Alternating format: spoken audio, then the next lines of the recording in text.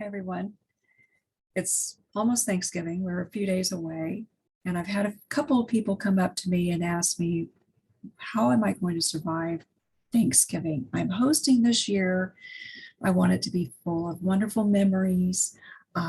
It's Thanksgiving is about traditions. It's about famous family recipes. It's about praying together and showing and giving thanks for all the blessings that we have. Uh, But the concern is, what do they do about everyone getting along? Today, we're in a climate of 24/7 news cycles, and everything's polarized. And so I'm hoping that these tips that I give you, if you're hosting your Thanksgiving meal this year, this is a little bit of a survival guide for you. First and foremost, I want to say the tip of the that I of a don't that I want to share with you is just what I mentioned. Don't talk about politics, don't talk about religion, and don't talk about hot topics outside of that, because not everything that is a topic these days it's not just about religion, and it's not just about politics. There's COVID-19, there are mandates, there are this, or that. I mean, I could go and run down a list, and you could end up in these massive arguments at your Thanksgiving table, which you want to avoid at all cost. And again, this survival guide is for you.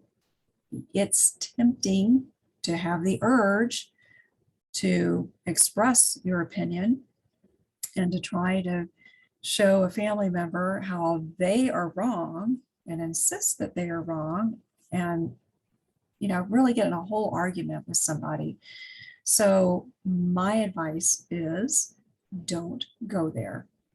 Try not to even take the bait, because there are certain pitfalls that you can fall into, and you just don't want to fall for those things. Okay, so that's a major no-no. Do not go into that.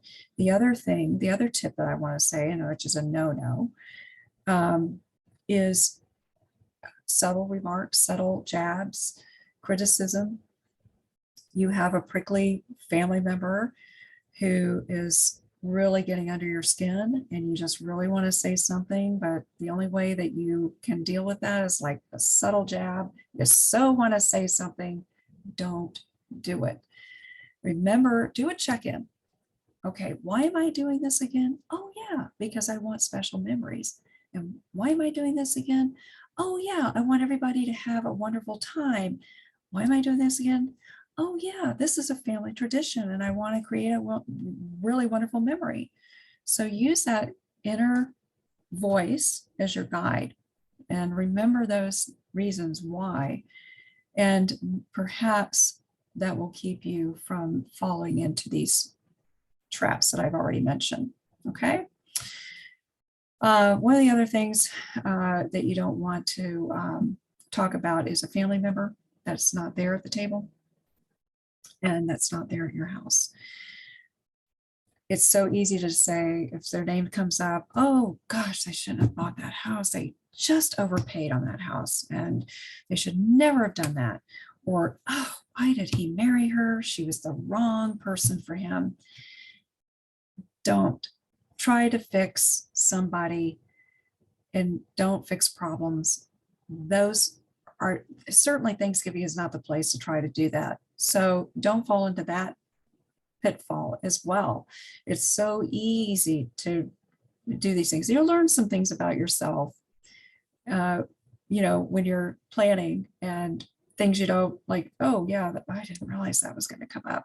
Just try to enjoy this as much as you can. Just don't try to go there. Be mindful as you're sitting at the table. I know it sounds like a lot of work, but over time, if you do this over and over again, it's just nothing. You'll become an expert at it. Okay. So that's another thing. And then the other thing, people that are there at your table, they might like to talk about themselves.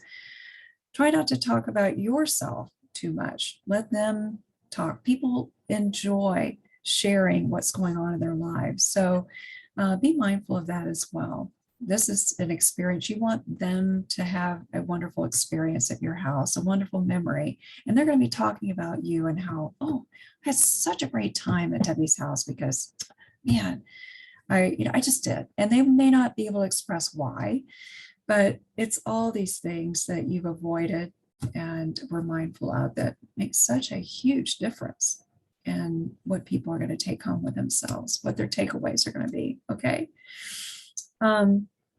One tip that's really helpful in when you've got especially a very diverse group of family members, seating charts, not seating charts, seating cards, I should say, have their name.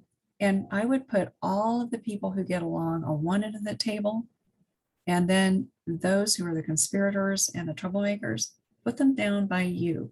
That way you can kind of guide the conversations. You can put fires out before they even get started. Okay.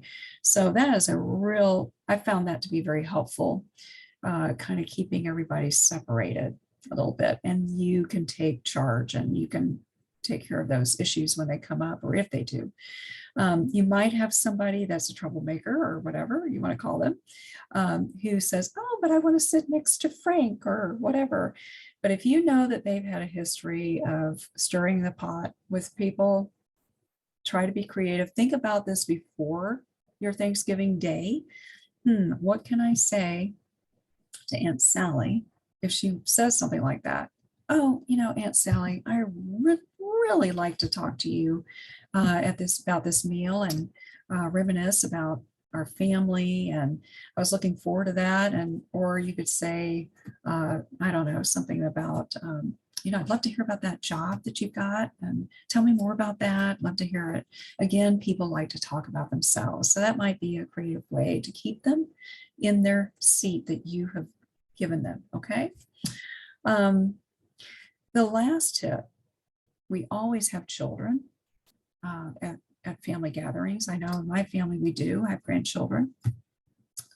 Typically, they don't like to sit at a table, generally speaking. I mean, think about when you were a child, you probably didn't want to sit at the table. You wanted to go out and play or watch a movie or something like that. They get bored very, very easily, and they start squirming and getting under your skin a little bit.